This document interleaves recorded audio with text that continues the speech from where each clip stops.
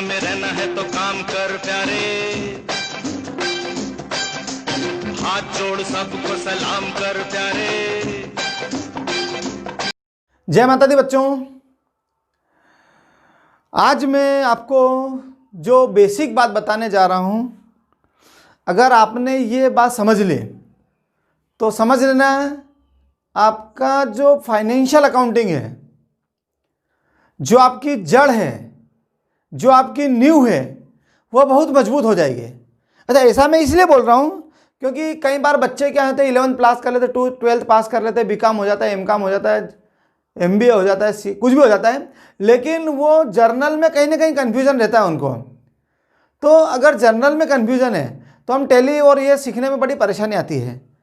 तो ये जर्नल आखिर है क्या? जर्नल क्यों याद होना जरूरी है? क्योंकि बेटा इसका कारण रहता है कि जर्नल के आधार पर ही लेजर बनती है। अगर आपको जर्नल नहीं आती तो लेजर भी नहीं आएगी। लेजर के आधार पर ही तलपट बनता है, तलपट के आधार पर ही फाइनल अकाउंट बनते हैं। ये फाइनल अकाउंट्स क्या होते हैं? देखो, जब अपन इनकम टैक्स आईटी रिटर्न जमा कराते हैं तो फाइनल अकाउंट जमा कराने पड़ते हैं। व्यापारियों को trading account, profit and loss account, balance sheet जमा कराने पड़ती है। तो अगर उसकी जर्नल अगर सही नहीं बनी है तो जाहिर है लेजर भी गलत होगी, ट्रायल बैलेंस भी गलत होगा और फाइनल अकाउंट भी गलत होंगे। तो जो इंपॉर्टेंट चीज़ हो जर्नल है, बेस ही जर्नल है। तो जर्नल अगर आप सीख गए तो मैं 3 वीडियो बनाऊंगा। एक आपको बेसिक जर्नल वाला रहेगा, एक बेसिक प्रॉब्लम वाला रहेगा, एक मीडियम प्रॉब्लम वाली जर्नल सिखाऊंगा और एक हाई लेवल वाली प्रॉब्लम वाली जर्नल सिखाऊंगा मैं।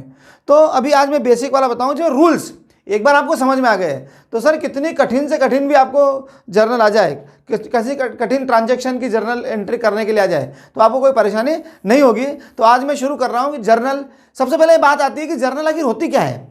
तो पहला क्वेश्चन यही बनता है, जर्नल किसे कहते हैं?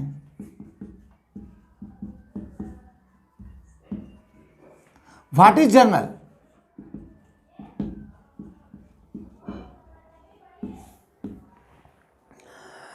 देखो बेटा, जर्नल प्रारंभिक लेखे की वह पुस्तक है।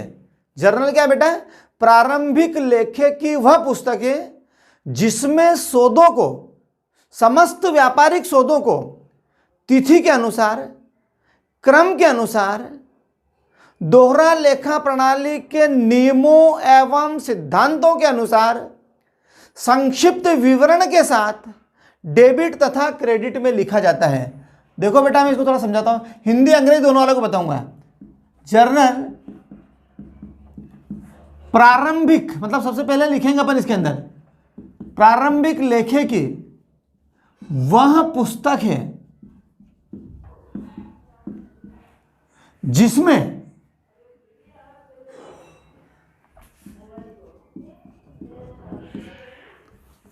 समस्त व्यापारिक सौदों को तिथि के अनुसार, डेट वाइज,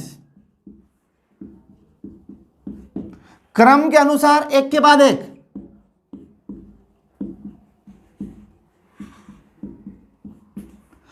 दोहरा लेखा प्रणाली के नियमों एवं सिद्धांतों के अनुसार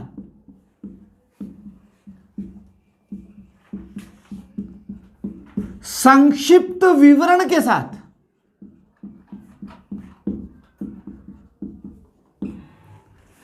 डेबिट तथा क्रेडिट में लिखा जाता है। यह सब रहस्यमयी आपका ये अर्थ है। अगर आपने अर्थ के एक एक वर्ड समझ लिया तो सर जर्नल आप बिल्कुल चुटकी में समझ जाएंगे। जर्नल प्रारंभिक लेखे की वह पुस्तक है। Journal is that book of primary records. कहीं ये प्राइमरी सबसे प्रारंभ में इसमें लिखा होता है। अब ये प्राइमरी रिकॉर्ड मतलब क्या होता है? देखो जब भी कोई सौदा होता है, सौदा समझते हैं, लेन देन, माल खरीदना, माल बेचना, वेतन चुकाना, बैंक में पैसा जमा करना, बैंक से पैसा निकालना, पूंजी लगाना, आहरण करना, माल खरीदना, माल वापस आना, खरीदा गया माल वापस करना, माल चोरी अग्नि दुर्घटना से नष्ट हो जाना,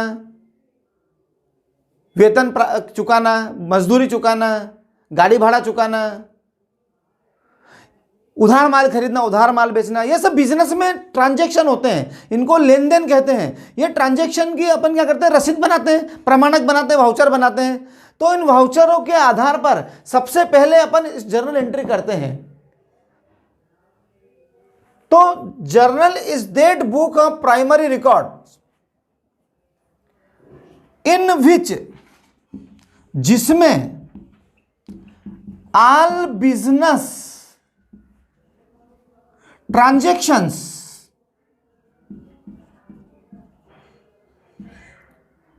आर रिटन लिखे जाते हैं in the debit and credit side. मतलब जर्नल में पक्के में डेबिट और क्रेडिट दोनों में एक साथ लेखा करना है। ऐसा नहीं कल डेबिट में लिखा होगा या क्रेडिट क्रेडिट में लिखा होगा।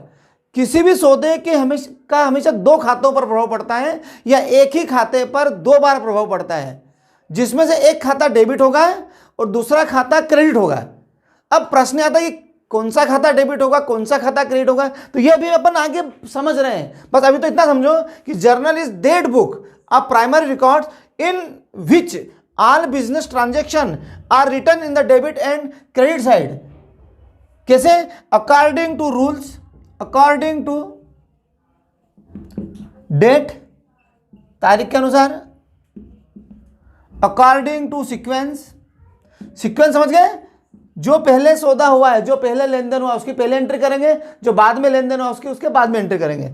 Sequence according to date, according to sequence and according to rules. कौन से रूल्स? And principles.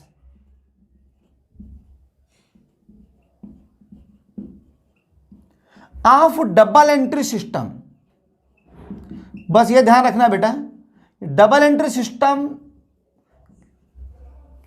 से ही पूरी एंट्री होगी। According to rules and principles, नियम और सिद्धांत। किसके नियम सिद्धांत? ऑफ डबल एंट्री सिस्टम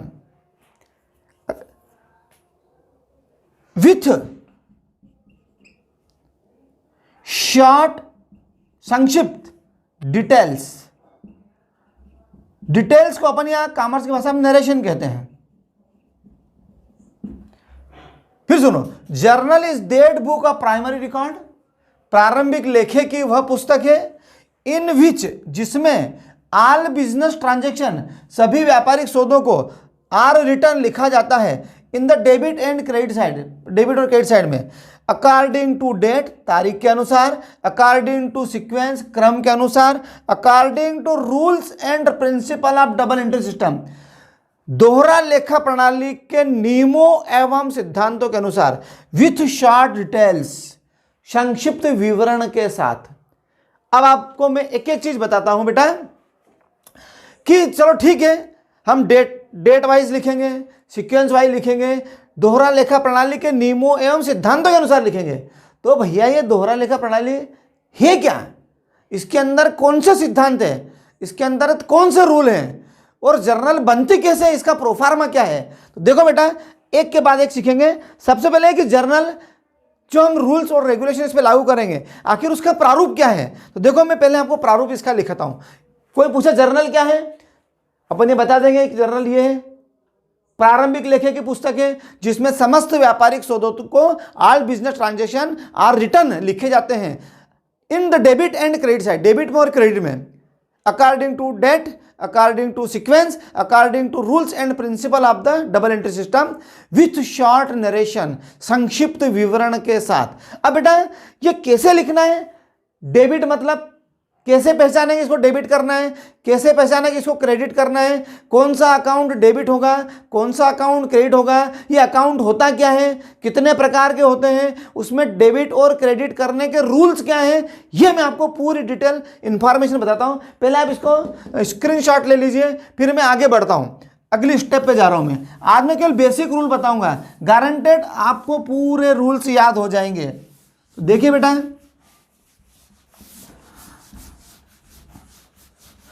जो भी जर्नल एग्जाम में, पर एग्जाम का पूरा ध्यान रखना, एग्जाम में अपने को कुछ आपको ट्रांजैक्शन दिए रहेंगे, ट्रांजैक्शंस मतलब सौदे दिए हुए रहेंगे। कैसे सौदे दिए हुए रहेंगे कि, और नीचे एक लिखा लाइन लिखी रहेगी कि prepare journal entries, journal entry तैयार कीजिए। किसके कुछ सौदे दिए रहेंगे, जैसे 20,000 रुपये की पूंजी से व्यापार शुरू किया, नगद माल खरीदा, उधार माल खरीदा, नगद माल बेचा, उधार माल बेचा, किराया चुकाया, ठीक है ना, वेतन चुकाया, उधार बेचा गया माल वापस आया, खरीदा गया माल वापस किया। और भी आ सकते हैं कि चोरी, अग्नि दुर्घटना से माल नष्ट हो गया, बीमा कंपनी से इतने पैसे प्राप्त हुए। ये सब जो भी हम व्यापार में लेन देन करते हैं, इनको हम ट्रांजैक्शंस कहते हैं, सौदे कहते हैं, लेन देन कहते हैं। इन लेन देन की जर्नल एंट्री करना है। जर्नल एक प्रारूप होता है, उसी प्रारूप में अपने को एंट्री करना है। पूरे वर्ल्ड में यही प्रारूप अपनाया जाता है।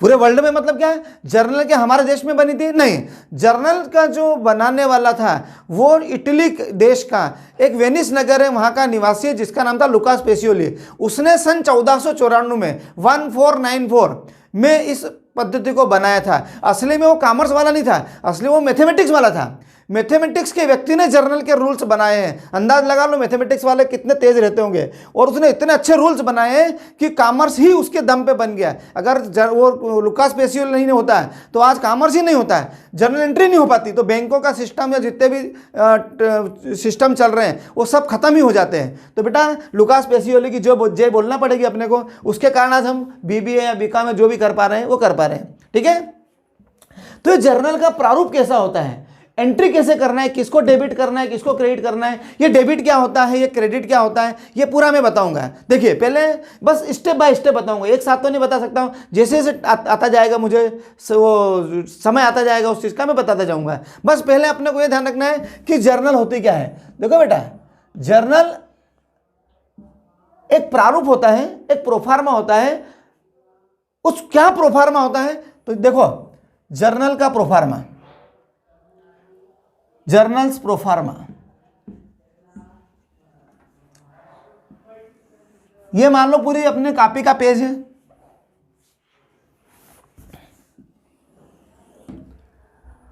ये जो मार्जिन रहता है, मार्जिन के बराबर, समझ गया, मार्जिन, मार्जिन ने अपने जो कॉपी रहती है उसका एक लाल लाइन आप देखियोगी लिखी रहती है। तो ये मार्जिन इस तरीके से रहता है।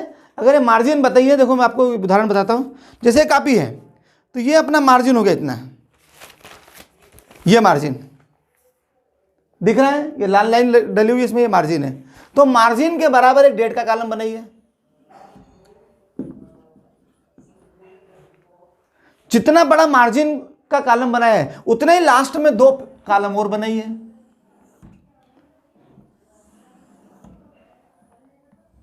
मार्जिन के बराबर एक कॉलम को बोलेंगे डेबिट अमाउंट, एक कॉलम को बोलेंगे क्रेडिट अमाउंट। बस कॉलम बनाना सिखा रहा हूं मैं आपको। जितने भी सवाल होंगे हमारे जर्नल के वो इसी प्रोफार्मा में होंगे। और ये हो जाएगा LF, लेजर फॉलियो, मतलब जर्नल से बनेगी लेजर। तो जर्नल का जो पेज नंबर है वो लेजर में लिखेंगे, मतलब यहाँ लेजर में, जो लेजर में अपन ने अकाउंट बनाएंगे तो कौन से पेज नंबर पे वो पेज नंबर यहाँ लिखेंगे। जर्नल का पेज नंबर लेजर में लिखेंगे और लेजर का पेज नंबर जर्नल में लिखेंगे। बस ये ध्यान रखना ताकि अपने को एंट्री मैच करने में दिक्कत नहीं आए। जैसे यहाँ कोई अपने को चेक करना है, चार्टर्ड अकाउंटेंट चेक करते हैं कि भैया ये अकाउंट कौन से पेज पे बना है लेजर में, तो यहाँ लिख दिया अपन ने 25, इसका मतलब क्या हुआ, वहाँ 25 नंबर पेज पे इसका अकाउंट अपने को मिल जाएगा। बस ये जो बचा है वो पर्टिकुलर कहलाएगा, विवरण। आप सुनो, मैं कहूंगा कि इस खाते को डेबिट कर दीजिए। तो डेबिट करने का मतलब क्या है, मैं बोलूं फर्नीचर को डेबिट कर दो तो इसका मतलब थोड़ी कि आप फर्नीचर को तोड़ देंगे। मैं बोलूँ राम को क्रेडिट कर दो तो ऐसा तो नहीं मतलब राम को भगा देंगे। तो भैया डेबिट और क्रेडिट का मतलब तोड़ना या भगाना नहीं होता है। मैं जिस खाते को डेबिट करने का बोलूँ वो पर्टिकुलर के कॉलम में यहाँ से शुरू होगा, पीछे यहाँ पर जहाँ ये पर्टिकुलर खत्म होता है यहाँ पे DR शब्द लिख देना है, और जिस 1 2 3 शब्द छोड़ के आगे यहाँ 2 लिख देना। ऐसा नहीं कि 3 बोला मैंने 3 गिन के लिखो, पौने 3 भी चलेगा, 3:15 भी चलेगा, अंदाजे से 3 भी चलेगा, तो स्केल से नाप के बैठने ऐसा नहीं करना है। और उसके आगे 2 लिख देना है और एक लाइन खींच देना है। ये जो शुरू में शुरू हुआ है ये डेबिट कहलाता है, और जो 3 शब्द छोड़ के शुरू हुआ वो नीचे यहाँ लिखा जो क्रेडिट, बस डिफरेंस दिखना चाहिए कि ये डेबिट है क्रेडिट है। और ये नीचे जो लाइन खींची है यहाँ उसके अपन नरेशन लिखेंगे, ये डेबिट हो गया, ये क्रेडिट हो गया, यहाँ अपन डेट लिखेंगे, डेट वाइज हो गया, एक के बाद एक सीक्वेंस वाइज हो गया। यहाँ अपन डबल एंट्री सिस्टम के रूल्स और रेगुलेशन लागू करेंगे, प्रिंसिपल लागू करेंगे, और ये शॉर्ट नरेशन हो जाएगी। देखो अर्थ का पूरा काम हुआ कि नहीं हुआ। दोहरा लेखा प्रणाली प्रारंभिक लेखे की वह पुस्तक है, सॉरी जर्नल प्रारंभिक लेखे की वह पुस्तक है जिसमें सौदों को जो ट्रांजेक्शन उनको तिथि के अनुसार डेट वाइज हो जाएगा, क्रम के अनुसार एक के बाद एक, दोहरा लेखा प्रणाली के नियमों एवं सिद्धांतों के अनुसार संक्षिप्त विवरण के साथ डेबिट और क्रेडिट में लिखा जाता है। जैसे मैं बोलूं फर्नीचर को डेबिट करो तो इसका मतलब है फर्नीचर यहां से लिखना शुरू करना है, पार्टिकुलर में शुरू से फर्नीचर अकाउंट को डेबिट करो। मैं बोलूं कैश अकाउंट को क्रेडिट करो तो 1 2 3 अंदाजे 3 शब्द छोड़ दो, चौथे से लिखना करो 2। कैश अकाउंट को क्रेडिट कर दो तो कैश अकाउंट को क्रेडिट कर दिया। अगर मैं बोलूं कि परचेस अकाउंट को डेबिट कर दो, यहां से शुरू करो, शुरू से शुरू करो परचेस को, पीछे DR लिख दो, जिसको क्रेडिट करना है 3 शब्द छोड़ के शुरू करो, आगे 2 लिख दो। मैं लिखूं राम को क्रेडिट करो तो यहां नीचे 2 राम लिख दिया। मतलब जिसको डेबिट करना है शुरू से शुरू करना है, जिसको क्रेडिट करना है उसको दूसरी लाइन से शुरू करना है, लेकिन 3 शब्द छोड़ के शुरू करना है। अब प्रश्न आता है कि किसको डेबिट करेंगे किसको क्रेडिट करेंगे। देखो उसके लिए जितने भी सौदे होते हैं, जितने भी ट्रांजैक्शन होते हैं, उन ट्रांजैक्शन के अंतर्गत देखो कि कौन कौन से 2 खाते प्रभावित होते हैं। उन 2 खातों में से एक खाता डेबिट होगा और दूसरा खाता क्रेडिट होगा। हमेशा प्रत्येक सौदे से 2 खाते ही प्रभावित होंगे, इसीलिए इसका नाम डबल एंट्री सिस्टम है। एक खाता डेबिट होगा और दूसरा खाता क्रेडिट होगा। जिस खाते को डेबिट करेंगे पर्टिकुलर से प्रारंभ से लिखना शुरू करेंगे, पीछे DR लिख देंगे, और जिस खाते को क्रेडिट करेंगे उसको 3 शब्द छोड़ के बीच में से लिखना शुरू करेंगे और आगे हम उसके 2 लिख देंगे। अब ये लिख तो देंगे, लेकिन सबसे बड़ी मुसीबत यह है कि सर कौन से खाते को डेबिट करें, कैसे पहचानेंगे कि यही खाता डेबिट होगा या यही खाता क्रेडिट होगा। तो भैया जर्नल में लेखा करने के उद्देश्य से दुनिया भर में जितने भी खाते होते हैं उनको 3 भागों में बांटा गया है। जर्नल में एंट्री बाद में होगी, पहले देखो कि कौन से 2 खाते प्रभावित हो रहे हैं, कौन से 2 अकाउंट्स इससे प्रभावित हो रहे हैं। अब ये खाते क्या होते हैं वो बाद में समझना है, पहले देखो कि वो खाते कितने प्रकार के होते हैं, इससे आपको जल्दी समझ में आ जाएगा। देखिए दुनिया भर में, मैंने दुनिया भर क्यों बोला कि बिजनेस आजकल पूरा वर्ल्ड वाइड हो गया है। दुनिया भर में जितने भी खाते होते हैं उनको 3 भागों में बांटा गया है। अकाउंट्स, खाते 3 भागों में।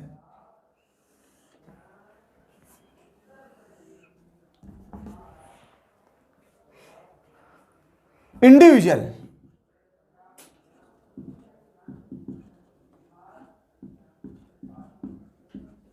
व्यक्तिगत खाते, रियल अकाउंट, वस्तुगत खाते, और प्रॉफिट एंड लॉस अकाउंट, लाभ हानि खाते। इसको बोलते हैं व्यक्तिगत खाते।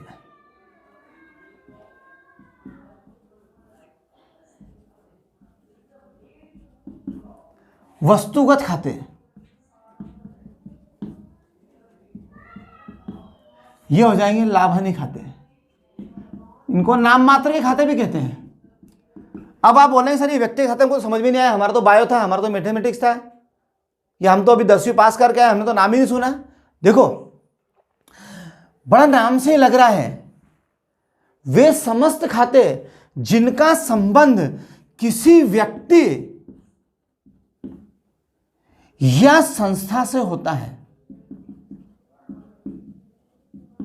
जिनका संबंध किसी व्यक्ति, पर्सन या इंस्टीट्यूशन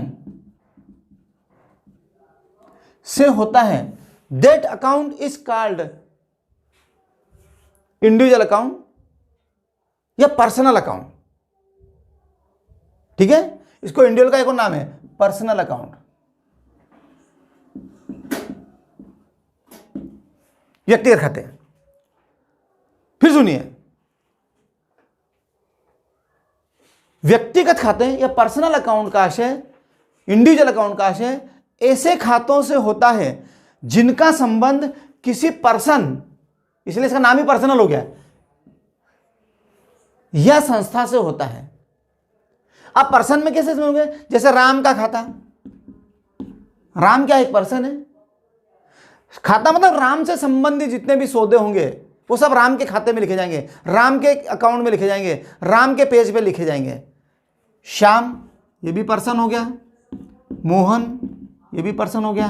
संस्था में क्या हो जाएगा? बैंक संस्था हो गया, स्कूल संस्था हो गया, कॉलेज संस्था हो गया।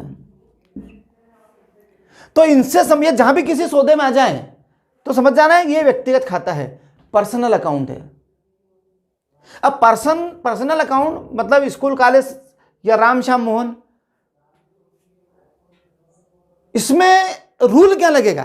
तो बेटा पर्सनल अकाउंट का रूल ये है कि किसको डेबिट करना है, कब राम डेबिट होगा, कब राम क्रेडिट होगा, कब बैंक डेबिट होगा, कब बैंक क्रेडिट होगा। तो उसका रूल ये है कि जो भी व्यक्ति या संस्था, ये तो कोई व्यक्ति या संस्था तो पाने वाला होगा या देने वाला होगा। तो पाने वाले व्यक्ति या संस्था को डेबिट किया जाता है और देने वाले व्यक्ति या संस्था को क्रेडिट किया जाता है। Debit the receiver and credit the giver, ये इसका रूल हो गया। कौन से अकाउंट का? पर्सनल अकाउंट का। डेबिट द रिसीवर, जो भी पाने वाला है, एंड क्रेडिट द गिवर, पाने वाले व्यक्ति या संस्था को। इससे और आपको याद हो जाएगा,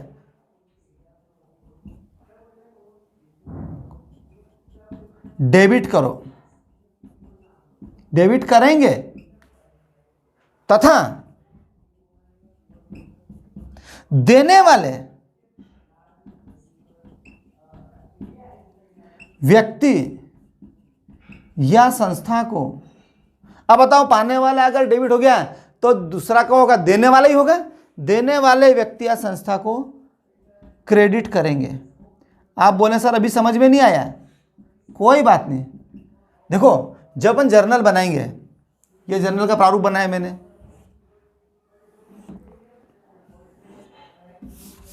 ये डेट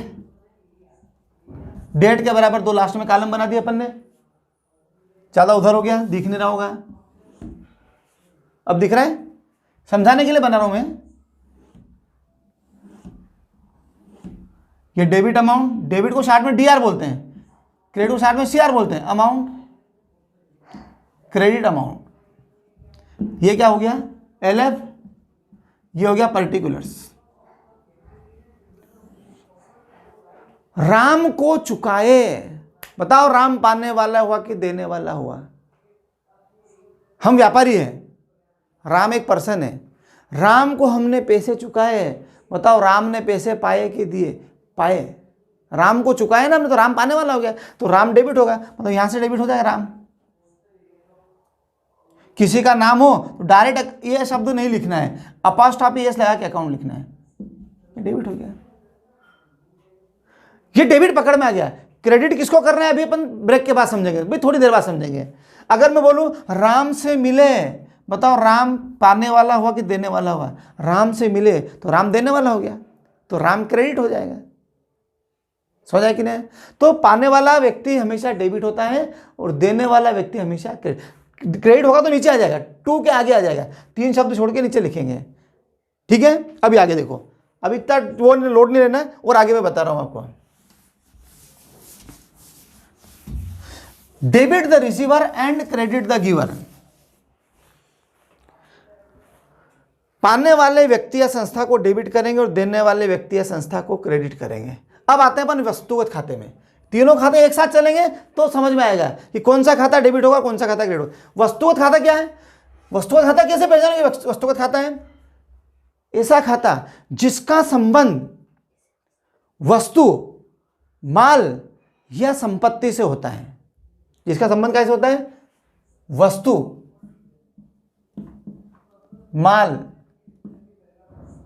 माल हटाई दो, वस्तु या संपत्ति से होता है।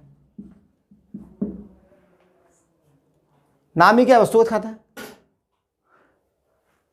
जैसे वस्तु मतलब क्या होता है? थिंग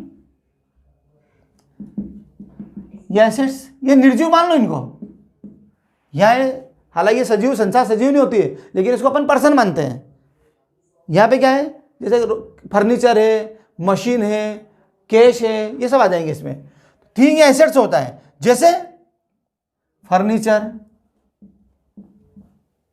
मशीन, रोकड़, कैश, ये सब क्या है? वस्तुगत खाता की श्रेणी में आ गए। तो इसका रूल भी पता होना चाहिए अपने को।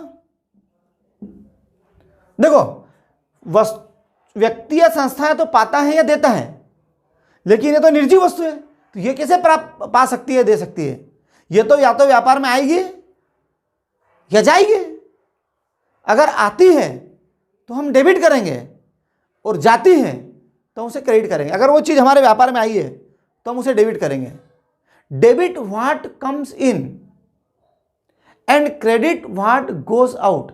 आई, जो भी आए उसे डेबिट करो और जो भी हमारे व्यापार से जाए उसे क्रेडिट करो। क्या रूल है? डेबिट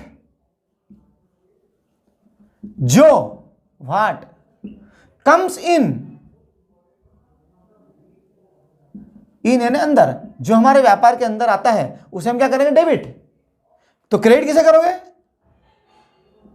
क्रेडिट व्हाट जो गोज आउट, जो व्यापार के बाहर जाता है। जो भी वस्तु आती है उसको हम डेबिट कर देंगे और जो भी वस्तु जाती है उसे क्रेडिट कर देंगे। लिख देता हूं मैं, जो भी वस्तु व्यापार में आती है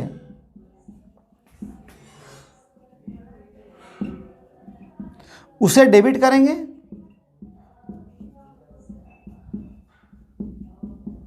और जो भी वस्तु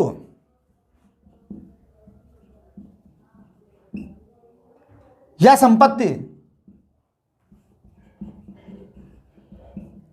व्यापार से जाती है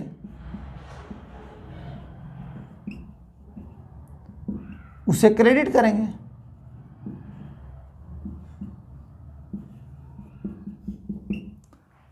अब तीसरा अकाउंट देखो, लाभानी खाता है। आप बोलेंगे लाभानी खाता क्या है? ना तो कोई वो व्यक्ति या संस्था रहेगा, ना वो कोई संपत्ति रहेगी या वस्तु रहेगी, तो फिर वो क्या रहेगा? जिनका संबंध, लाभानी खाता क्या होता है? लाभानी खाते का आशय उस खाते से होता है जिसका संबंध खर्च या हानि अथवा लाभ या आय से होता है। क्या संबंध बेटा? खर्च या हानि, एक्सपेंसेस और loss. The account which is related to expenses और लॉस और इनकम और प्रॉफिट, या तो खर्चे और हानि से संबंध होता है, यह लाभ या आय से संबंध होता है, उसे अपन क्या कहेंगे? लाभानी खाता कहते हैं। कौन सा है? जिसका संबंध खर्च या हानि अथवा लाभ या आय, एक्सपेंसेस और लॉसेस। खर्च को क्या बोलते हैं बेटा? एक्सपेंसेस। और लॉसेस हानि और प्रॉफिट और इनकम,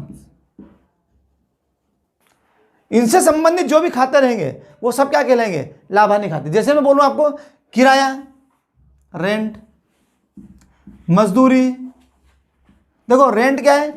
कोई व्यक्ति है क्या? नहीं है। वस्तु है क्या? नहीं है। तो फिर क्या है? ये खर्चा है। कमीशन, परचेस, माल खरीदेंगे तो खर्चा होगा हमारा, और माल बेचेंगे तो आय होगी हमारी। परचेस, सेल्स, ये सब काय में आ जाएंगे? लाभ हानि खाते में आ जाएंगे। तो इसका रूल क्या है? इसका भी रूल होना चाहिए। ये क्या रूल है? इसका रूल ये है कि जो खर्च और हानि है उनको डेबिट करते हैं। Expenses and losses will be debited. जब भैया ये एक्सपेंस और लॉस डेबिट हो गए तो बताओ प्रॉफिट और इनकम क्या हो जाएगा? क्रेडिट हो जाएगा। ठीक है ना? तो रूल ये है expenses and losses, expenses and losses will be debited and. अब भैया जब खर्चा और हानि डेबिट हो गया तो बच्चे कौन बेचारे? प्रॉफिट और इनकम। ये क्या होना चाहिए? क्रेडिट ही होंगे। एंड प्रॉफिट्स एंड इनकम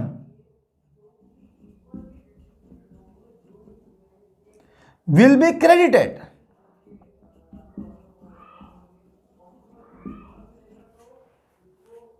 फिर सुनिए, व्यक्तिगत खाते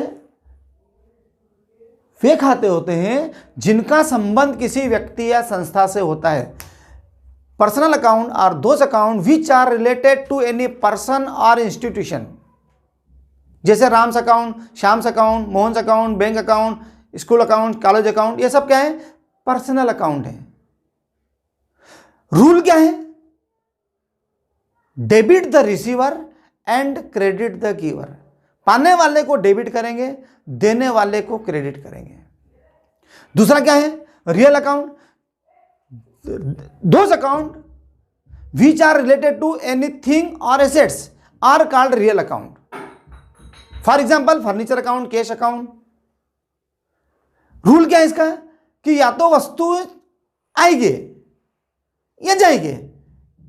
अगर आती है बिजनेस में तो विल बी डेबिटेड, और अगर बिजनेस जाती है तो will be credited. Debit what comes in and credit what goes out. तीसरा है प्रॉफिट एंड लॉस अकाउंट। इसका क्या रूल है? ऐसा होते क्या है? Those account which are related to expenses और लॉसेस और प्रॉफिट्स और incomes, those accounts are called profit and loss account. कौन कौन से अकाउंट शामिल होते हैं? For example rent account, salary account. Rent क्या है? खर्चा है। अगर चुकाएंगे तो खर्चा है, और रेंट मिला तो अपनी इनकम हो गई। कमीशन चुकाओगे तो खर्चा है, मिलेगा तो इनकम हो गई। चुकाओगे तो रेंट डेबिट हो जाएगा, मिलेगा तो रेंट क्रेडिट हो जाएगा। कमीशन हमने चुकाया किसी को तो खर्चा हो गया, डेबिट हो जाएगा। कमीशन किसी से मिला हमको तो क्रेडिट हो जाएगा। तो रूल क्या हुआ? Expenses and losses will be debited and incomes and profits will be credited. अब आपको मैं समझाता हूं कि जैसे तीनों खाते में से पहचानेंगे कैसे, किसको डेबिट करना है और किसको क्रेडिट करना है, और कैसे पता चलेगा कि कौन कौन से दो खाते प्रभावित हुए। तो देखो बेटा, मैं आपको बिल्कुल समझाता हूं। मैं आपको कुछ सौदे लिख के बताऊंगा और फिर बताऊंगा कि देखो कौन से दो खाते प्रभावित हुए हैं। याद रखना, या तो ये दो खाते प्रभावित होंगे, ये 1 2 3, या तो प्रभाव 1 2 पे पड़ेगा। अगर 1 डेबिट हुआ तो 2 क्रेडिट हो जाएगा, या 2 डेबिट हुआ तो 1 क्रेडिट हो जाएगा, या 2 3 होंगे। 2 डेबिट हुआ तो 3 क्रेडिट हो जाएगा, या 3 डेबिट हुआ 2 क्रेडिट हो जाएगा, या 1 और 3 ए बी बी सी सी है, या तो ए बी या बी सी या AC है, C है। अगर ये डेबिट होगा तो ये क्रेडिट हो जाएगा, या ये डेबिट हुआ तो ये क्रेडिट हो जाएगा। लेकिन ऐसा जरूरी नहीं कि ये दो खाते ही होंगे, कभी कभी एक ही खाते पर दो बार प्रभाव पड़ता है। जैसे यह है, वस्तुगत खाते के ऊपर ही दो बार प्रभाव पड़ रहा है। आप बोले कैसे? देखो, मैं बोलूं फर्नीचर खरीदा तो फर्नीचर आएगा, नगद खरीदा है तो कैश जाएगा। तो फर्नीचर भी क्या है? वस्तु है, और कैश भी क्या है? वस्तु है। तो फर्नीचर आया, जो आया उसे डेबिट कर दो, जो गया उसे क्रेडिट कर दो। राम से 1000 रुपये प्राप्त हुए। राम क्या हो गया? व्यक्ति हो गया, पाने वाला हो गया कि देने वाला हुआ? राम से प्राप्त हुए। राम, हम तो बिजनेसमैन है, राम हमको दे रहा है पैसे, तो राम देने वाला हो गया। हमारे पास क्या है? कैश। तो एक कैश अकाउंट हो गया और एक राम अकाउंट हो गया। जो आए उसे डेबिट करो, कैश को डेबिट कर दो, देने वाले को क्रेडिट कर दो। एक डेबिट हो गया, डेबिट पकड़ में आ गया तो बिल्कुल आंख बंद करके दूसरा क्रेडिट ही होगा। अगर क्रेडिट पकड़ में आ गया तो समझ जाना आंख बंद करके दूसरा डेबिट ही होगा। एक पकड़ना, अपने दोनों खाते पकड़ने की जरूरत नहीं है। डेबिट पकड़ में आ जाए किसी भी रूल से तो समझ जाना दूसरा खाता क्रेडिट ही होगा। दो खाते ही प्रभावित होंगे। तो कौन से भी दो खाते हो सकते हैं? व्यक्तिगत वस्तुगत हो सकता है, वस्तुगत लाभानी हो सकता है, या व्यक्तिगत लाभानी हो सकता है, या लाभानी वस्तुगत हो सकता है, या वस्तुगत पर दो बार प्रभाव पड़ सकता है, व्यक्तिगत पे दो बार प्रभाव पड़ सकता है। ये अपन अभी पूरा समझेंगे डिटेल। जैसे वस्तुगत पे दो बार प्रभाव कैसे पड़ा, फिर मैं आपको उदाहरण देता हूं। जैसे मैं बोल दूं भवन बेचा, नगद बेचा, क्या होगा? क्या जाएगा और क्या आएगा? भवन गया, पैसा आया, जो आया उसे डेबिट करो, कैश को डेबिट करो, भवन को क्रेडिट करो।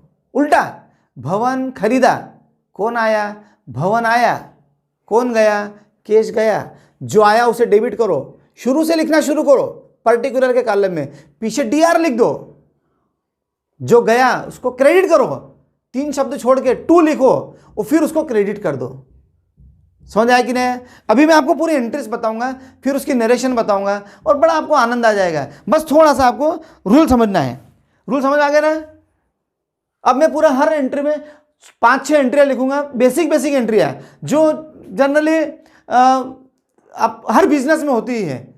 अभी अपन बेसिक एंट्री सीखेंगे, सेकेंड वीडियो में अपन मीडियम एंट्री सीखेंगे और लास्ट वीडियो में अपन हायर एंट्री सीखेंगे। थोड़ी सरल रहेगी, फिर थोड़ी मीडियम रहेगी, फिर थोड़ी डिफिकल्ट रहेगी। हालांकि कुछ भी डिफिकल्ट होता ही नहीं है इसमें और ना कुछ सरल होता है। समझ में आ जाए तो सरल है, समझ में नहीं आए तो डिफिकल्ट है, पर आपको समझ में आ जाएगी, ये गारंटी है। पर आपको थोड़ा सा याद रखना पड़ेगा, थोड़ा सा ये देखना पड़ेगा, दिमाग लगाना पड़ेगा कि यार इसमें क्या डेबिट हो रहा है और क्या क्रेडिट हो रहा है। अगर डेबिट पकड़ में आ गया तो दूसरा अपने आप ही क्रेडिट हो जाएगा। देखो मैं आपको एक एग्जांपल देता हूं, ये आप स्क्रीनशॉट ले लीजिए, फिर मैं आगे बताता हूं। ले लिया स्क्रीनशॉट? चलिए ठीक है।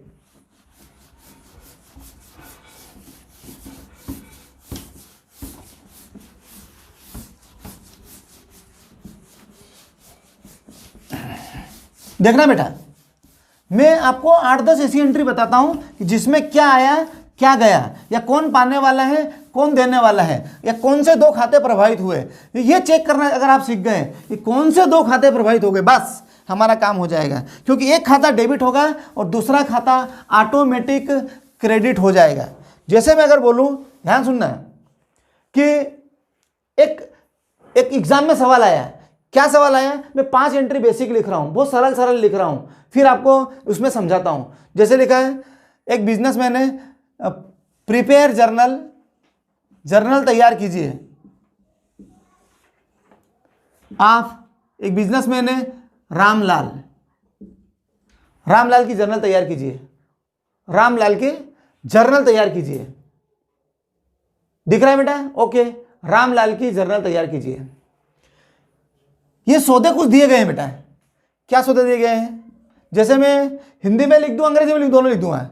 जैसे रामलाल ने क्या करा, सबसे पहले उसने मशीन खरीदी,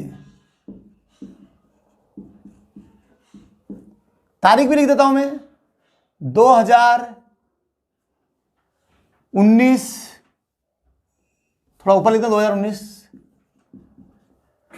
जुलाई 1, ये डेट होगी। मशीन खरीदी 20,000 की, machinery purchased,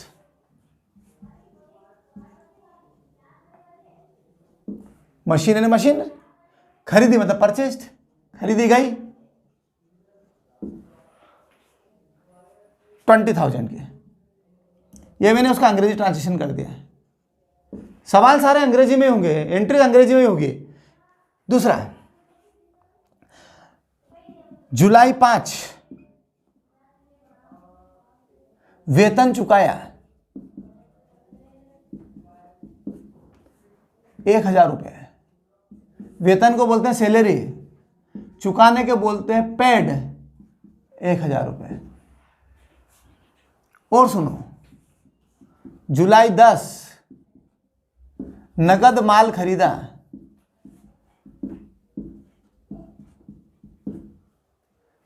3,000। Goods purchased for cash 3,000। July 15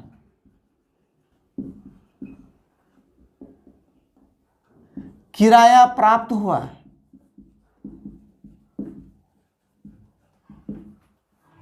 2,000। Rent received 2,000।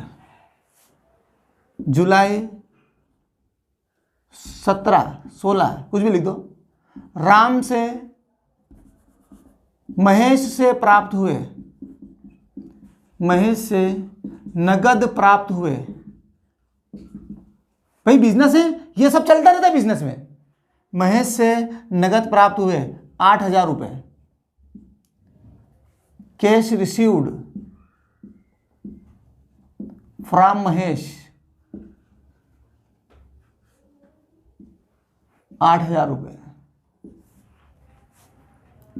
जुलाई 20 नरेश को चुकाए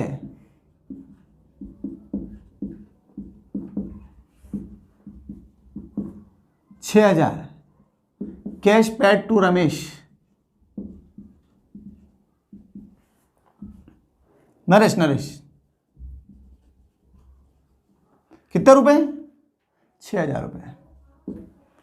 अब मैं आपको के लिए ये समझाने की कोशिश करूंगा इस सवाल में कि भैया कौन से 2 खाते प्रभावित हो रहे हैं और जो हमारे 3 खातों के नियम है उसमें कौन सा डेबिट हो रहा है और कौन सा क्रेडिट हो रहा है। तो सबसे पहले मैं लिखूंगा journal entries in the books of Ramlal. आप जैसे रामलाल की जर्नल एंट्री कर रहे हैं तो आप अपने आप को रामलाल मान लो, अपने आप व्यापारी बन जाओ, क्योंकि व्यापारी की पुस्तकों में एंट्री हो रही है। तो हम ये मत बन जाना नरेश या महेश दूसरे ग्राहक हैं, कस्टमर है। हम कौन है? जो यहाँ नाम लिखा है, जो व्यापारी है उसकी जगह अपने आप को रखोगे तो ही एंट्री सही हो पाएगी। मैं अपने आप को अब क्या बना लेता हूं? रामलाल बन गया हूं मैं। तो journal entries in the books of Ramlal, journal entries in the books of Ramlal.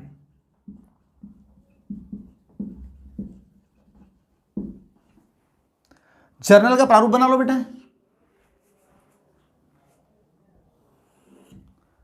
ये मार्जिन के बराबर का कॉलम होगा, डेट का है। जितना बड़ा डेट का है उतने 2 लास्ट में बना दो। Debit amount, credit amount. Scale से नहीं नापना है कि भाई इतना सेंटीमीटर, ऐसा नहीं, अंदाजे से बना दो, बस थोड़ा सा कॉमन सेंस से बनाओ।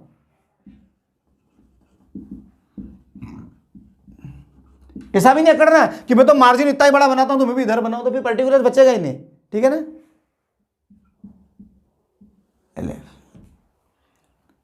ये पहला डेट का था। अब बचा, जो बचा है वो क्या है? पर्टिकुलर ही बचेगा। देखो 5 कॉलम हो गए, date, particulars, LF, debit amount, credit amount. कभी कभी ऑब्जेक्टिव में आता है कि जर्नल में कितने कॉलम होते हैं? 3, 4, 5, 6। किस पे टिक करोगे? 5 पे। अब आप सुनो, तिथि के अनुसार, ये भैया तिथि लिख दी मैंने डेट में 2019 जुलाई 1। ये सौदा हुआ, मशीन खरीदी, मशीनरी परचेस्ड। अब आप देखो मशीन क्या है, कोई व्यक्ति है या वस्तु है?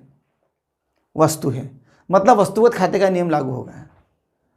मशीन खरीदेंगे तो मशीन आएगी कि जाएगी? आएगी। जो आता है उसे क्या करेंगे? डेबिट करेंगे। बस मशीन को डेबिट कर दो। अब दूसरा खाता पकड़ में जो भी आएगा वो बापड़ा क्रेडिट होना ही है। अरे एक डेबिट हो गया तो दूसरा खाता क्रेडिट ही होगा। एक डेबिट आप लिख दो। क्या आई? मशीन आई। खरीदेंगे तो क्या होगा? अरे मशीन आएगी। बेचने में क्या होगा? मशीन हमारी दुकान से जाएगी। कोई चीज खरीद के लाते हैं तो हमारे घर में आती है कि जाती है? आती है, ठीक है कि नहीं? मशीन आएगी तो पैसे क्या होंगे? जाएंगे। मशीन आएगी, पैसे जाएंगे। जो आएगा उसे डेबिट करेंगे, जो जाएगा उसे क्रेडिट करेंगे। बताओ क्या चीज आई है? मशीन। डेबिट मतलब यहां शुरू से लिखो, मशीन, INE, मशीनरी। ये शॉर्ट में अकाउंट का शॉर्ट फॉर्म होता है A/C, तो ये शॉर्ट में इसमें लिखने का कानून है। ऐसा मान के चलो आप, तो ये कॉमर्स में कानून है ये। Machinery account debit. डेबिट का शॉर्ट फॉर्म क्या होता है? Debit, DR। इसको आप डेबिट कर दो। अब आप समझ जाओ डेबिट पकड़ में आ गया। अब दूसरा तो क्रेडिट होना है, बट डेबिट और क्रेडिट होता है, तीसरा कोई होता ही नहीं इसके अंदर। कॉमर्स में तीसरा तो पैदा ही नहीं हुआ है डेबिट और क्रेडिट के अलावा। समझ आया कि नहीं? तो सुनो, मशीन डेबिट हो गई। अब जिसको क्रेडिट करना है 1 2 3 शब्द छोड़ के यहां से लिखेंगे। बताओ क्या आया और क्या गया? मशीन आए, गांधी जी गए। गांधी जी मतलब क्या? पैसे, कैश। कैश क्या होती है? वस्तु होती है। कैश क्या होती है? वस्तु होती है। तो ये क्रेडिट हो जाएगी। ये हमारी एंट्री हो गई। अब आपको date wise, according to date, अभी सीक्वेंस में क्या है? इसके बाद इसकी एंट्री होगी, इसके बाद इसकी एंट्री होगी, इसके बाद इसकी एंट्री होगी, सीक्वेंस वाइज। ये दोहरा लेखा प्रणाली के नियमों एवं सिद्धांतों के अनुसार ये दोहरा लेखा प्रणाली का नियम लग गया। एक डेबिट हो गया, एक क्रेडिट हो गया है। संक्षिप्त विवरण के साथ, अरे ये बच गया भैया, संक्षिप्त विवरण के साथ। तो सर ये जो यहां पे है लाइन खींची, यहां संक्षिप्त विवरण लिखेंगे। बस जितने भी विवरण है कॉमर्स वाले उसके आगे बीन बजाते हैं। बींग, बींग लिख देना आप, तो हर नरेशन के आगे, हर विवरण के आगे बींग लिख देना है। और क्या लिखोगे? कुछ मत लिखना। ये जो यहां लिखा है ये कि यही लिख देना है, बीइंग मशीनरी परचेस्ड। सवाल के अंदर से नरेशन आप लिख देना। अगर आपको समझ में नहीं आए कि सर मेरा तो बायो है या मैथ्स से, या मैं तो हिंदी मीडियम का हूं, मेरे को तो अंग्रेजी बिल्कुल भी नहीं आती है, तो भैया ये कि यही लिख देना आप, तो बीइंग मशीनरी परचेस्ड।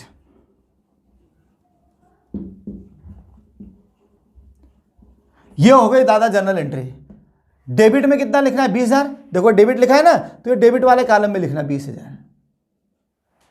ये कौन सा? नीचे क्रेडिट हुआ है, तो क्रेडिट का कॉलम ये है कि ये नीचे वाला है, तो यहां मत लिख देना, दोनों डेबिट हो जाएंगे। वो पता चला ये क्रेडिट में लिखा है तो इसका अमाउंट इधर ही आएगा 20,000।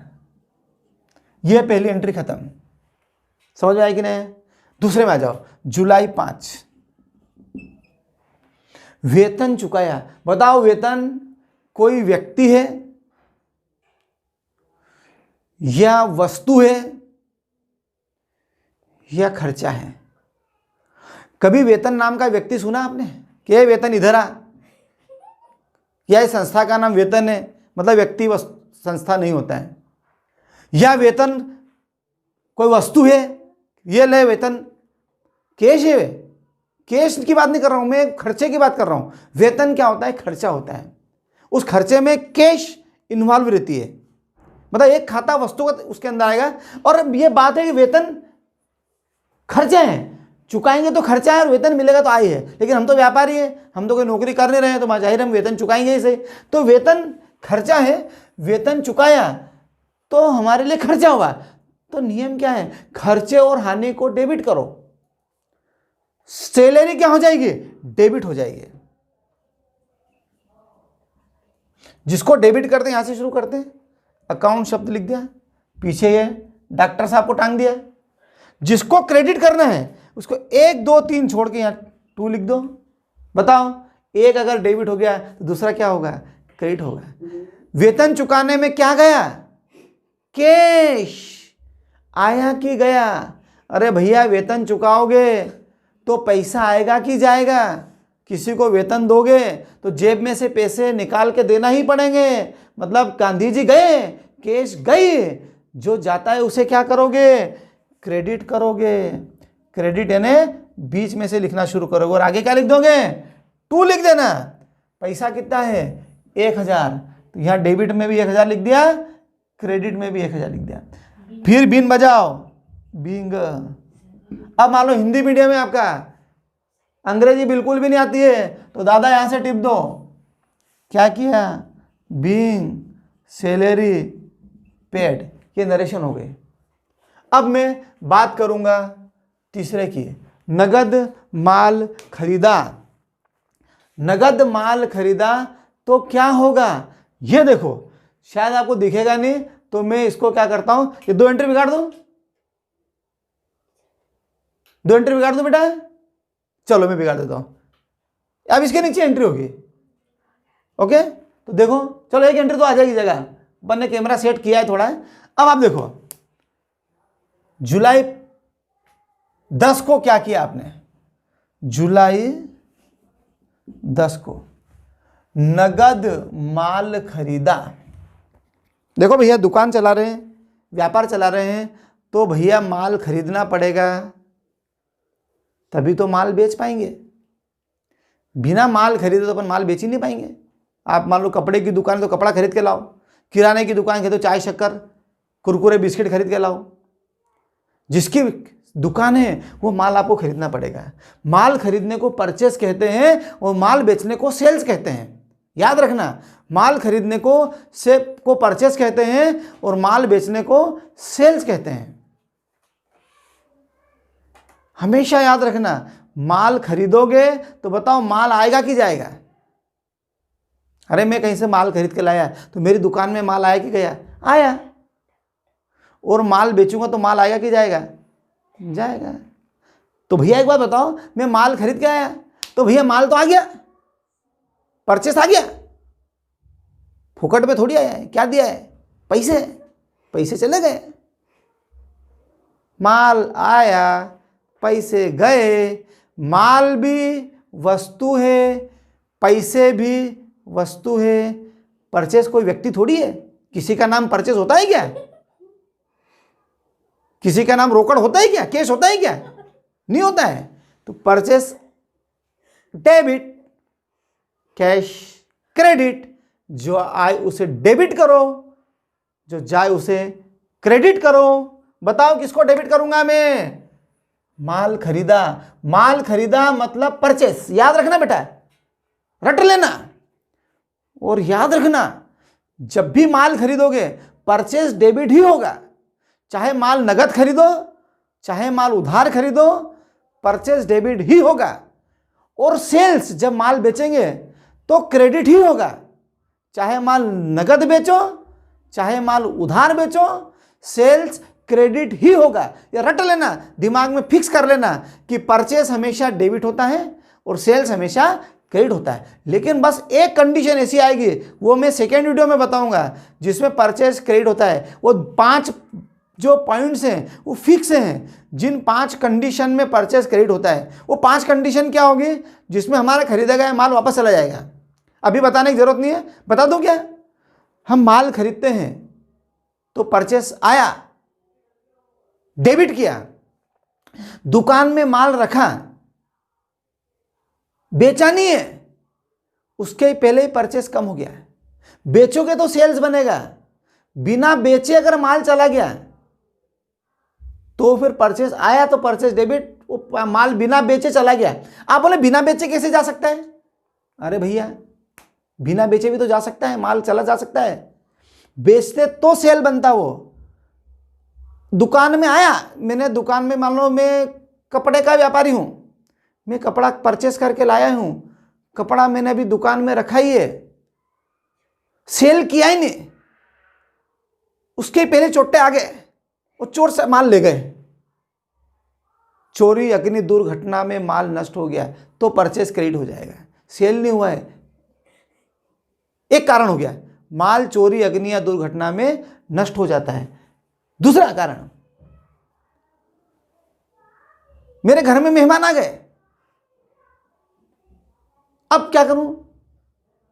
वो जा रहे हैं, बहुत रिश्तेदार हैं, और रिश्तेदारों को कपड़े दिए जाते हैं। मैंने बोला कहां से खरीद के लूंगा, मैं मेरे एक दुकान के कपड़े दे देता हूं। एक बेचा नहीं है दुकानदार, उसमें रिश्तेदार को हमने उसको क्या कर दिया है, घरेलू कार्य के लिए निकाल लिया है।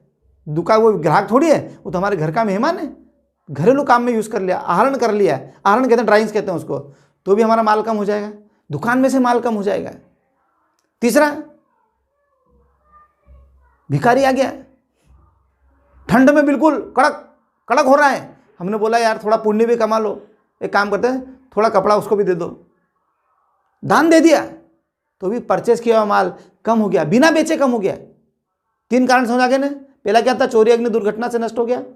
दूसरा क्या था, घरेलू काम में प्रयोग कर लिया। घरेलू काम में समझ गए ना। अरे सिंपल का, चलो मेहमान नहीं आया, मेरा लड़का मेरे पे जिद कर रहा है कि पापा मेरे को स्कूल में रोज परेशान करते हैं, मेरी ड्रेस नहीं है, तो मैंने बोला यार अपनी दुकान में सामान आया है, कपड़ा है, चलो इसको अपन सिलवा देते हैं। तो घरेलू काम में यूज हो गया, वो पर्सनल यूज हो गया वो, तो ये आहरण हो गया। तीसरा मैंने क्या बताया, भिखारी आ गया, दान दे दिया। चौथा क्या है, चौथा कारण क्या है जिसमें माल कम हो जाता है, बिना बेचे। बिना बेचे ये कि अपने एक व्यक्ति काम करता है, महीना खत्म हुआ, उसने बोला सैलरी दे दो, हमने बोला पैसे नहीं है यार, कैश नहीं है, तो अपन ने बोला क्या करूं, बोले एक काम करो, मेरे जो कपड़े की जरूरत है, ये कपड़ा ही दे दो। तो हमने सैलरी के बदले में क्या दे दिया उसको, कपड़ा दे दिया। मतलब किसी अपन कर्मचारी को वेतन के बदले में माल दे देते हैं, तो यहां भी अपना क्या हो गया, माल कम हो गया है। तो बेटा कितने कारण हो गए, 4 हो गए हैं। कौन कौन से, पहला माल चोरी अग्नि दुर्घटना में नष्ट हो जाता है। दूसरा, माल दान में देते हैं। तीसरा, घरेलू प्रयोग में हो जाता है। चौथा, वेतन के बदले माल दे दिया जाता है। और 5वां कारण क्या है, 5वां कारण मैं आपको बताना पड़ेगा, आप ढूंढ के बताना कि कब बिना बेचे माल कम हो जाता है। वो 5वें कारण मैं आपको अगले वीडियो में बताऊंगा, नहीं तो आप अगले वीडियो देखोगे ही नहीं। 5 कारण ऐसे होते हैं जब परचेस क्रेडिट होता है, नहीं तो परचेस हमेशा डेबिट ही होता है। ये पैदा ही डेबिट होने के लिए हुआ है। बस 5 कारण ऐसे हैं जब ये क्रेडिट हो जाता है। 4 कारण मैंने बताया है, 5वां कारण मैं नहीं बताऊंगा, मुझे तो पता है। चलो आगे बढ़ेंगे। अब कहां पहुंची थी अपनी गाड़ी, नगद माल खरीदा। माल खरीदा है, अभी आया है, जो आता है उसे क्या करते हैं, डेबिट करते हैं। कौन आया है, परचेस। माल खरीदने में माल आएगा, डेबिट। खर्चा भी तो हो गया, अरे माल खरीदने में क्या होगा, हमारा पैसा खर्च होगा। क्या चीज गई दुकान से, नगद। माल आया, कैश गया। परचेस हमेशा डेबिट होता है, और माल खरीदने में कैश जाएगा, तो कैश क्या हो जाएगा, क्रेडिट हो जाएगा। फिर नरेशन में बीन बजाओ। याद नहीं है नरेशन, अंग्रेजी में ट्रांसलेशन करना, तो यहां से लिख दो, बीइंग गुड्स परचेस्ड। ये नरेशन हो गई भाई, ठीक है ना। और देखो अभी कहां तक पहुंच गए अपन, यहां तक समझ गए। अब मैं जुलाई 15 की बात कर रहा हूं, तो बेटा मैं बिगाड़ देता हूं, ठीक है ना। चलो ये बिगाड़ दिया, फिर से बना दूंगा इतनी देर में, फिर काली काली लाइनें ठीक नहीं लगेगी आपको। अभी मैं रूल्स बता रहा हूं बेटा कि कैसे खाते डेबिट होते हैं, कैसे खाते क्रेडिट होते हैं। फिर मैं आपको कुछ चीजें ऐसे याद करा दूंगा जिसमें आपको बस उस आया सवाल कि आपको क्लिक हो जाएगा कि यार ये तो डेबिट हो गई और ये तो क्रेडिट हो गए। पर अभी मैं आज नहीं बताऊंगा, क्योंकि आज तो बेटा शुरू दिन है। आज अगर आपको बताऊंगा तो आप ओवरलोड हो जाएंगे, यूं बोलेंगे अरे यार क्या कॉमर्स, ये तो रूल तो समझ में नहीं आया। पर इतना याद रखना, व्यक्तिगत खाते का नियम, पाने वाले को डेबिट करो, देने वाले को क्रेडिट करो। Debit the receiver and credit the giver. वस्तुगत खाते में क्या है, जो भी वस्तु व्यापार में आती है डेबिट, जाती है तो credit. Debit what comes in and credit what goes out. लाभानी खाते क्या नियम है? Expenses and losses will be debited and क्या profits and income will be credited. बस ये ध्यान रखो, एक खाता डेबिट होगा तो दूसरा खाता 100% क्रेडिट ही होगा। दोनों खाते कभी डेबिट नहीं होते हैं, ना ही दोनों खाते कभी क्रेडिट होते हैं। दो खातों पर प्रभाव पड़ेगा। वो दो खाते कौन से भी हो सकते हैं, अलग अलग हो सकते हैं, या एक ही खाते पर दो बार प्रभाव पड़ सकता है। जैसे दोनों वस्तुएं हैं, मैंने उदाहरण दिया था आपको, फर्नीचर खरीदा, फर्नीचर भी वस्तु है और कैश भी वस्तु है। फर्नीचर खरीदा, फर्नीचर आया, कैश गया, तो फर्नीचर आया तो फर्नीचर डेबिट कर देंगे, कैश क्रेडिट कर देंगे। वो फर्नीचर बेचने में क्या होगा? उल्टा हो जाएगा, कैश आएगा, फर्नीचर जाएगा। तो भैया कैश डेबिट कर दो, यहां से शुरू कर दो, फर्नीचर क्रेडिट कर दो, बीच में शुरू कर दो। अब देखो कहां पहुंच गई थी अपनी गाड़ी, 10 जुलाई हो गए थे, अब आ जाओ जुलाई 15। किराया प्राप्त हुआ, पहले बताओ किराया प्राप्त हुआ। किराया व्यक्ति है या वस्तु है या खर्चा है? किराया बताओ। किराया नाम का आदमी सुना है? ये किराया इधर आ, ऐसा होता है क्या कभी? किराया होता ही नहीं है। ये किराया नाम की कोई वस्तु देखी आपने? वस्तु की बात कर रहा हूं मैं। किराया एक कल्पना है, अनविजिबल है। किराया कभी दिखता है क्या?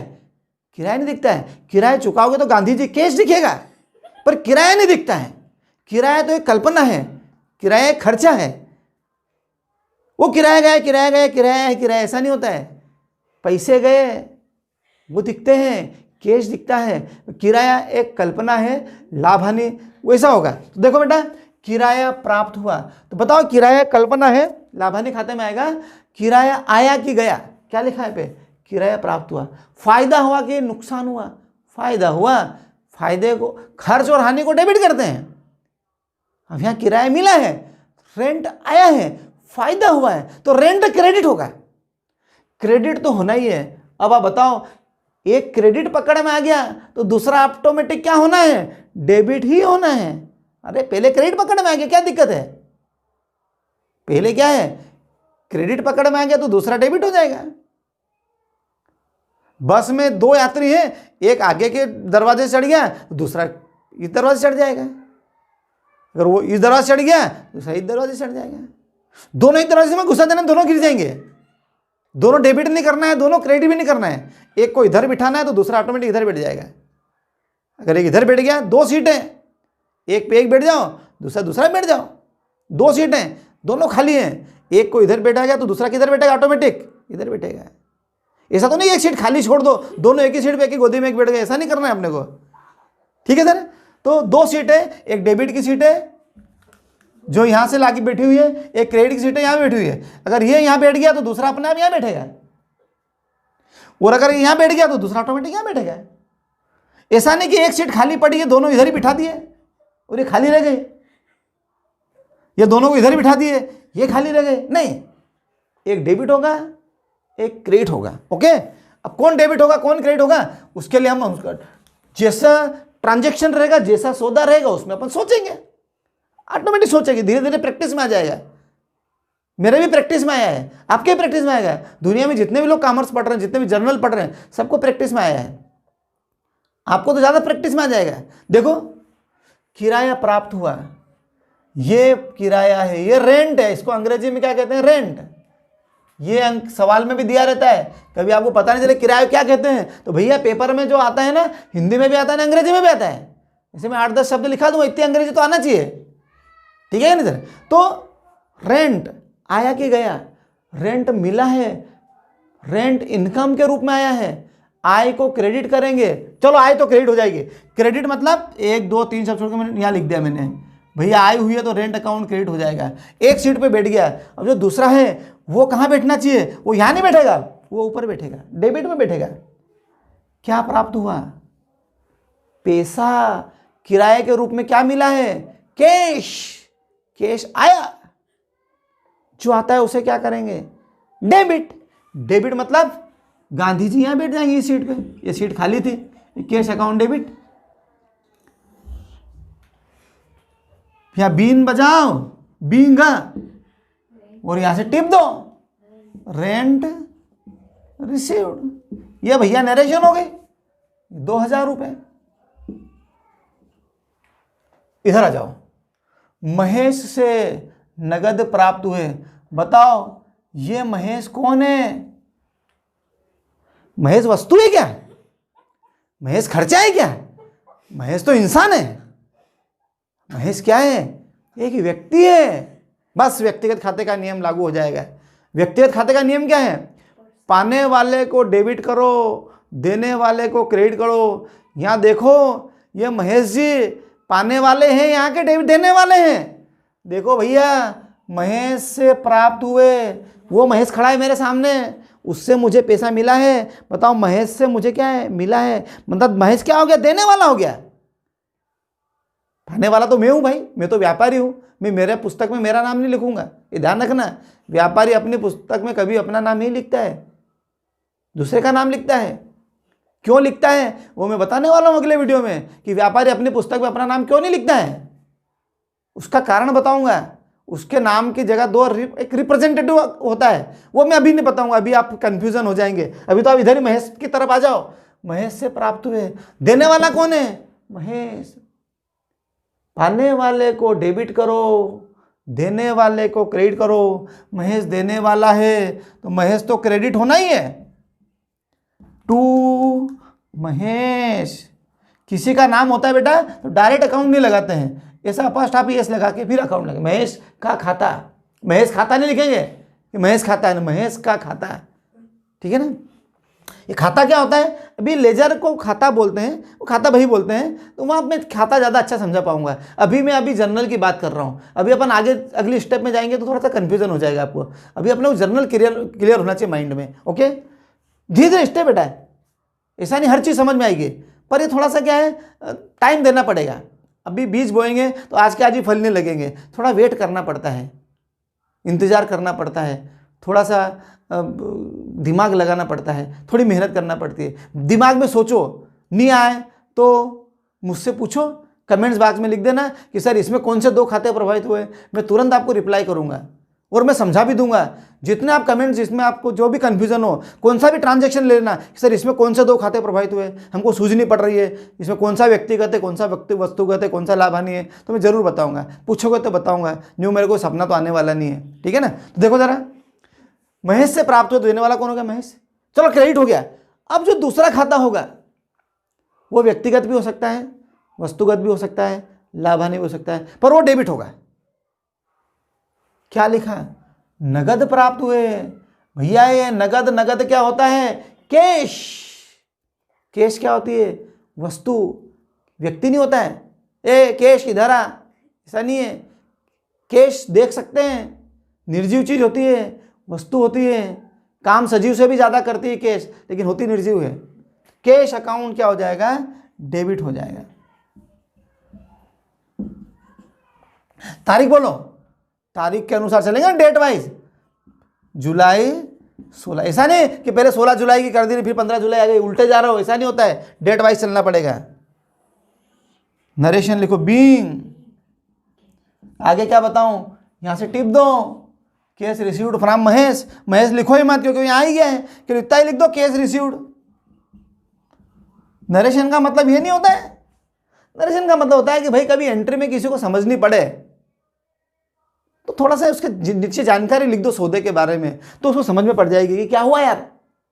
कभी कभी क्या होता है, एंट्री ऐसी होती है, कॉम्प्लिकेटेड रहती है कि भाई समझ में नहीं आता यार एंट्री से मैं क्या, एकदम तुरंत देखते से ही पता चलना चाहिए। तो ये नरेशन आने से क्या होता है, नरेशन मतलब होता है संक्षिप्त विवरण। ये आने से एकदम आदमी को क्लियर हो जाता है। क्योंकि भैया क्या होता है कि मैं जर्नल एंट्री करी, मैं कर्मचारी हूँ, मैंने जर्नल का काम किया और मैं नौकरी छोड़ दी मैंने, और दूसरा आ जाएगा मेरी जगह, तो उसको एकदम तुरंत समझ में आना चाहिए ना, क्योंकि रूल तो एक ही है।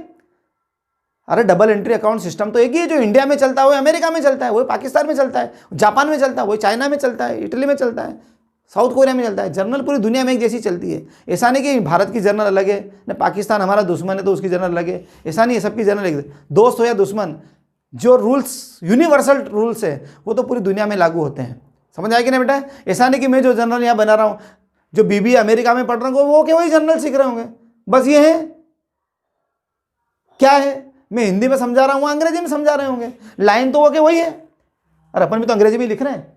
चलो ठीक है, आगे देखते हैं। 16 के बाद 17 तारीख, 16 नहीं 20 है, जुलाई 20। नरेश को नगद चुकाया। अब बताओ नरेश कौन है? व्यक्ति है कि वस्तु है? अच्छा, आप पैसे नहीं लिखे क्या? मैंने ये लिखे, मैंने पैसे 8,000 डेबिट लिख दो, 8,000 क्रेडिट। ऐसा मत करना यही इसके सामने लिख दिया, नीचे है ना क्रेडिट, थोड़ा सा इसके नीचे ही लिखना है, ठीक है। अब आप सुनो, मतलब इसकी सीध में इसकी राशि, इसकी सीध में इसकी राशि। ये डेबिट है तो ये डेबिट का कॉलम, ये क्रेडिट है तो क्रेडिट का कॉलम। अब आ जाओ, 20 जुलाई को क्या किया अपन ने? नरेश को नगद चुकाए। बताओ नरेश व्यक्ति है कि वस्तु है कि खर्चा है? नरेश व्यक्ति है। अब यह बताओ, व्यक्ति है तो या तो ये पाने वाला हुआ या देने वाला हुआ। व्यक्ति क्या करता है? या तो पाता है या देता है। वस्तु क्या होती है? वस्तु के कोई हाथ वात नहीं होते हैं कि वो पाती है, कि फर्नीचर ने किसी को प्राप्त किया, ऐसा नहीं है। फर्नीचर क्या होता है? आता है या जाता है। और व्यक्ति क्या होता है? पाता है या देता है। और खर्चा में क्या है? खर्चा या हानि होते हैं, आय या लाभ भी होते हैं। किराए ने प्राप्त किया ऐसा नहीं बोलेंगे हम। खर्चा कोई प्राप्त नहीं कर सकता है, इंसान ही प्राप्त कर सकता है। और वस्तु क्या है? वस्तु आएगी या जाएगी, बस थोड़ा सा कॉमन बात है। तो देखो क्या लिखा है? नरेश को नगद चुकाए। पाने वाला कौन है? नरेश। नरेश को चुकाए। भैया नरेश खड़ा है सामने, नरेश मेरे माथे मांगता है क्योंकि बिजनेस में संबंध है, किसी से मिलते भी, किसी को देना भी है। तो मैंने बोला ये नरेश जी आप लीजिए। बताओ नरेश पाने वाला है कि देने वाला हुआ? पाने वाला हुआ। पाने वाले को क्या करते हैं? डेबिट करते हैं। डेबिट मतलब यहां से शुरू करो, यहीं से शुरू करना है। आप चिढ़ मत जाना कि मैं तो बीच में शुरू करूंगा। तो भैया बीच में शुरू करूंगा तो नंबर 0 आ जाएंगे। जिसको डेबिट करने का रूल है डबल एंट्री का, यहीं से होगा जाएगा। तो नरेश को डेबिट करो, यहां से डेबिट करो। नाम है पास्ट आप यस लगा के ही अकाउंट लिखते हैं। डेबिट, ये डेबिट हो गया। अब दूसरा जो है वो क्रेडिट ही होगा, वो डेबिट नहीं हो सकता है। कौन? नगद। नगद मतलब क्या? कैश। कैश क्या होती है? वस्तु। क्या हो जाएगा? Credit to cash account. Narration में क्या करूं? पहले बीन बजाओ, बाकी यहां से टिप दो। Being cash paid to Naresh. बताओ बेटा जर्नल समझ में आई कि नहीं आई? सर सारी जर्नल, मैं तो केवल आपको डराने के लिए बोल रहा हूँ कि बेसिक है, मीडियम है या एडवांस लेवल की है, सबका लेवल एक जैसा ही है। बस समझ में आ जाना चाहिए, रूल समझ में आ जाना चाहिए कि कौन से 2 खाते प्रभावित होंगे। व्यक्तिगत है तो व्यक्तिगत अगर हुआ तो पाने वाला है देने वाला होगा। वस्तुगत है तो आएगा या जाएगा। और लाभानी है तो खर्च या हानि होगी या लाभ या आय होगा। एक डेबिट होगा तो दूसरा क्रेडिट हो जाएगा। तो ऐसे मैंने अभी 5 बातें बताई है। अभी मैं सेकेंड, अच्छा अमाउंट तो लिखना जरूर लिखना है, अमाउंट भूल जाता हूं मैं। ये लिख दिया अपने 6,000, आप मत भूलना। और आखिरी में जब पूरा सवाल हो जाए तो बेटा टोटल कर देना। ये इधर वाला है टोटल और ये इधर वाला टोटल, दोनों साइड बराबर होगी क्योंकि दोनों साइड अपन ने एक जैसा अमाउंट लिखा है। समझ में आया कि नहीं आया? पक्का कि कच्चा? तो ये आज मैंने आपको बेसिक बताया है। मैं जब सेकेंड वीडियो आपको बनाऊंगा तो सर आपको और आनंद आ जाएगा। मैं आपको ये जो रूल हैं ये फिर वहाँ पर रिपीट करूँगा और फिर मैं आपको समझाऊंगा, ठीक है? तो आज अपन इतना ही रखते हैं। जय माता दी। अच्छा, ओमेगा कॉलेज में आने के बाद आपको बहुत अच्छा फील हो रहा होगा। आप बेटा जर्नल लेजर ट्रायल बेस इस तरीके सीखिए कि आप जो आगे CA करेंगे, MBA करेंगे, कि आप मानो मैनेजर बन गए तो आपको कोई अकाउंटेंट आपको मूर्ख नहीं बना जाए, इसलिए आपको थोड़ी जानकारी होना चाहिए अकाउंट के बारे में। समझे? तो ये चीज़ें अपने को आना चाहिए। ये अपन मान लो अपनी फैक्ट्री नहीं बनी, अपना बिजनेस नहीं चला, अपन कहीं नौकरी करने गए तो उसने बोला जर्नल एंट्री करके बताओ। तो भैया आती होगी तो ही तो जर्नल एंट्री करोगे। कभी आपने बोला तो भैया जर्नल एंट्री कैसे करते हैं? तो प्यार से एक लात देगा और बोले मेरे को जर्नल एंट्री आती है तो मैं तेरे को नौकरी पे क्यों रखता है? तो फिर हमारा पढ़ाई लिखाई सब बेकार हो जाएगी। तो भैया पास होने से कुछ नहीं होता है, उसके रूल्स याद होना चाहिए। क्योंकि आप जब भी इंटरव्यू में जाएंगे तो आपसे वो पूछ लेंगे। मैं भी नौकरी के लिए गया था तो मेरे से पूछा था कि इसकी जर्नल एंट्री करके बताओ। ये पूछा था मेरे को कि राम को वेतन चुकाया, बताओ क्या एंट्री होगी। ये मैं आपको अगले वीडियो में बताऊंगा। जय माता दी, जय माता दी, जय श्री महाकाल।